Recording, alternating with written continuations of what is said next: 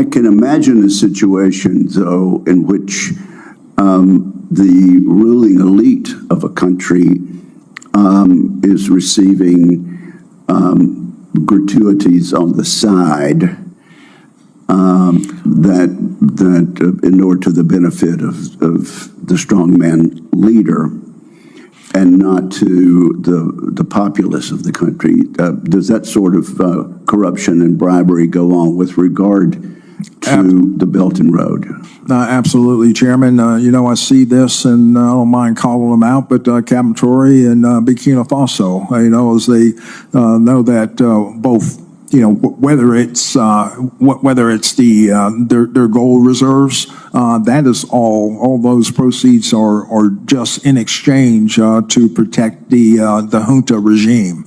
There's a number of examples across, even in Hello everyone, welcome back to my YouTube channel. I go by the name Flavian and welcome to the Flavored Impact edition. And if you're watching me for the first time, kindly don't forget to subscribe, like, share and comment so that we may be able to attain and reach a wider audience. So for today we are going to fact review what has been taking place in Burkina Faso. There has been an assassination attempt on Ibrahim Traore, who is the African leader and the visionary leader who is spearheading the Burkina Faso people.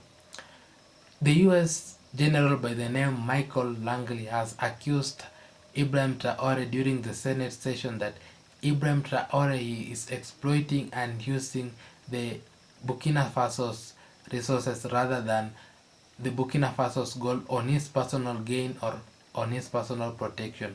As we are going to fact review this video, kindly stay tuned. Thank you. African leader of using gold to protect himself, something big is happening. In a statement to the U.S. Senate, General Michael Langley, commander of AFRICOM, claimed Burkina Faso's gold reserves are being used not for the people, but to secure the leadership of Captain Ibrahim Traore. But here's the question we all should be asking. Isn't that gold Burkina Faso's in the first place? In today's video, we'll expose the agenda behind this statement, highlight the power shift happening across Africa, and explain why the world is watching Burkina Faso more closely than ever before. In Burkina Faso, gold is no longer just a mineral buried deep within the earth. It is becoming a tool, a catalyst, a symbol of transformation. Each coin invested in agriculture brings more harvests. Each ounce that funds a hospital saves more lives. Each nugget that strengthens security guards the hope of tomorrow. Burkina Faso is proving that even in a world of uncertainty, a country can rise when it chooses to invest in its people, its land, and its future. This is more than development. This is the story of a nation reclaiming its destiny, 1 gram of gold at a time. Traore is not just a military leader. He's become a symbol of Pan-African resistance, youth-led leadership, and sovereign control over resources. At just 34 years old, he seized power in a move that shocked the world, but inspired millions across the continent. After years of failed leadership, foreign dependency, and endless instability in the Sahel region, Traore's rise signaled a break from the old guard. Instead of begging for aid, he began talking about resource control, national pride, and security through self-determination. His government began prioritizing domestic gold processing, ending the export of raw minerals, and ensuring value remained in-country. These weren't just policy changes. They were revolutionary statements in a region long controlled by foreign mining giants and foreign-backed governments. Laying the first stone is first and foremost a question of sovereignty. In the environment of gold production in Burkina, for a long time it was said that we were not a gold-producing country. But for some time, gold has become the leading export product. But we do not have control over gold, whether it is research, production, as you have seen the refinery.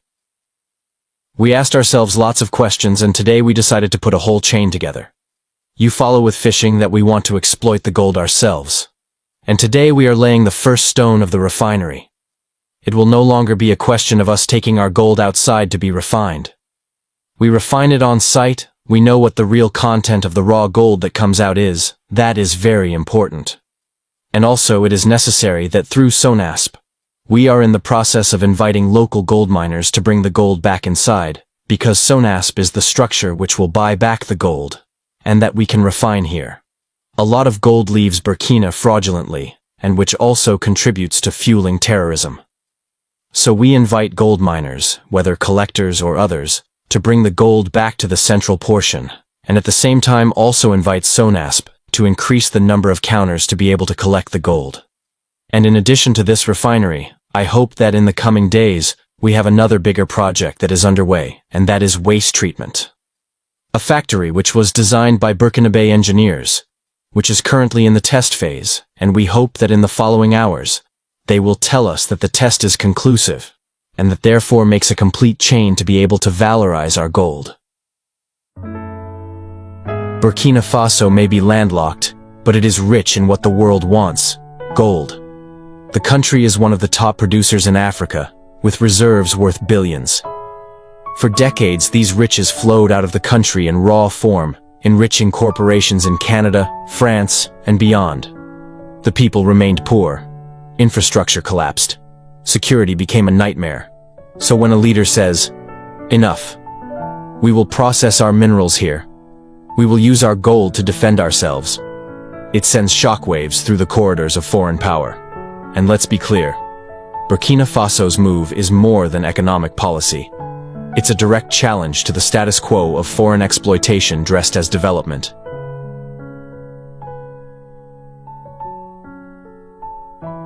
General Langley's statement wasn't just an observation, it was a message. By framing Traore's use of gold as self-serving, Langley implied corruption, without evidence, without proof. But here's what's hypocritical. AFRICOM exists precisely to project American military power on the African continent. It supports leaders who serve US interests. So when a leader emerges who doesn't need them, who doesn't bow, he's labeled a threat. The statement also reflected an old colonial mindset, that Africa's resources must serve Western-approved purposes. When Africans decide how to use their own gold, it's suddenly a problem? That's not security concern. That's control panic. The framing of Traore's defense efforts as protecting the elite ignores that his leadership was born out of popular demand. He didn't install himself with US money. He rose through the army, supported by the youth. Et à Bobo du Lasso. The global gold market is tightly controlled. Western economies hedge currency, insure banks, and back investments with it. So when Africa starts saying, "We'll refine and keep our gold here," you're not just disrupting trade, you're challenging the monetary order. This isn't just about Burkina Faso. It's about sovereignty over value.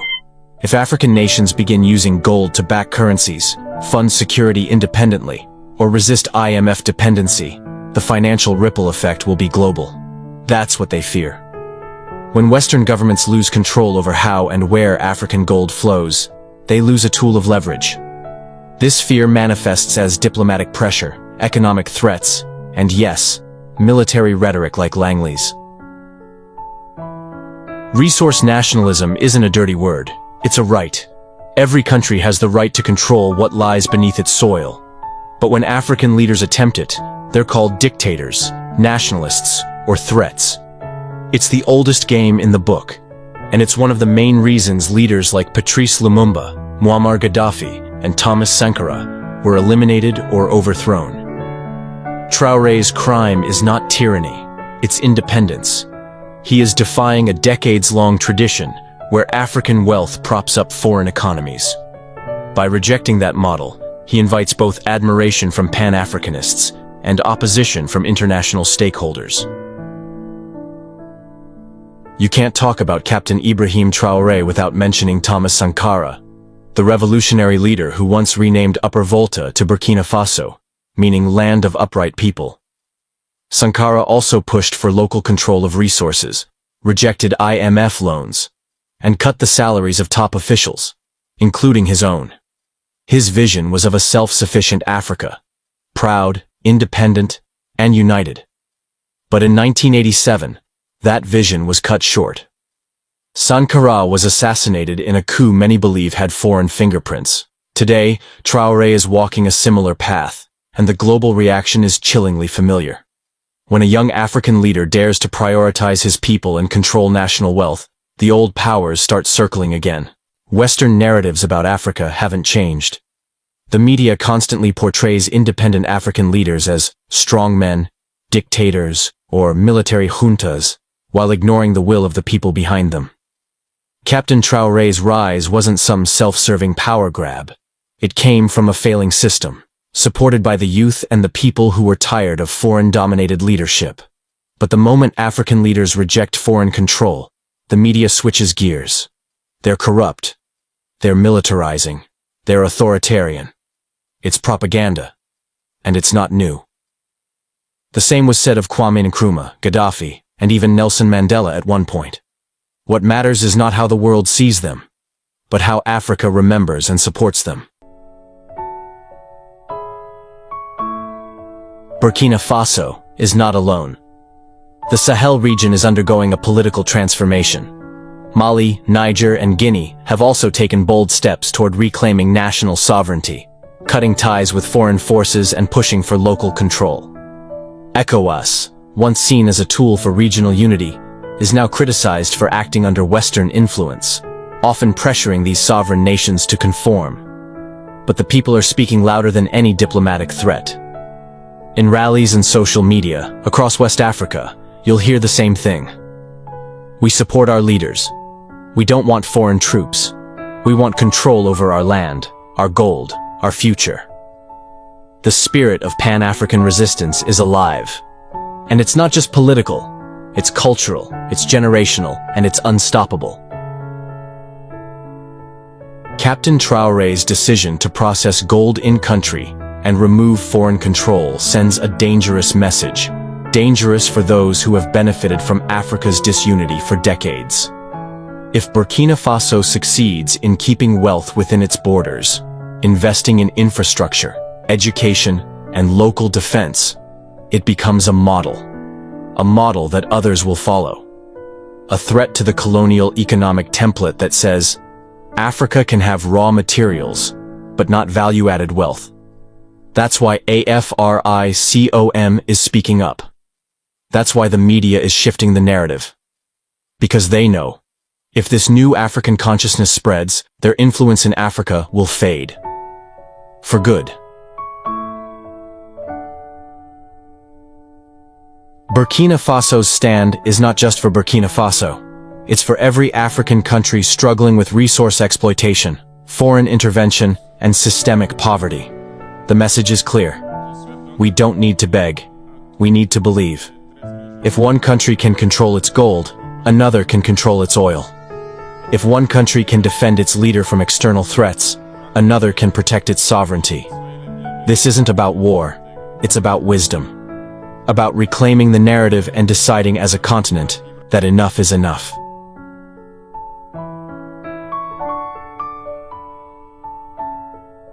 The West can question Traore's intentions. They can criticize the way Burkina Faso uses its gold. But what they cannot deny is this. Africa is waking up. We are done watching our leaders fall. We are done exporting our wealth and importing poverty. Captain Ibrahim Traore may be young, but he carries the spirit of a continent tired of waiting. And if protecting him means using our own gold, so be it. To the dreamers of another 1987, keep dreaming. This time, Africa is watching. And we will not allow history to repeat itself. If this video moved you, empowered you, or challenged what you've been told, subscribe now. Share this with your brothers and sisters. The narrative is changing. Africa belongs to Africans. Hello everyone, welcome back to my YouTube channel. I go by the name Flavian, your host, and welcome to the Flavored Impact Edition. And if you're watching me for the first time from wherever you are, kindly subscribe to my YouTube channel, like, comment, and share, so that we may be in a position to attain and reach a wider audience. I personally am really saddened, and deep down my heart, it pains me seeing what has been unfolding in the recent past few days in Burkina Faso.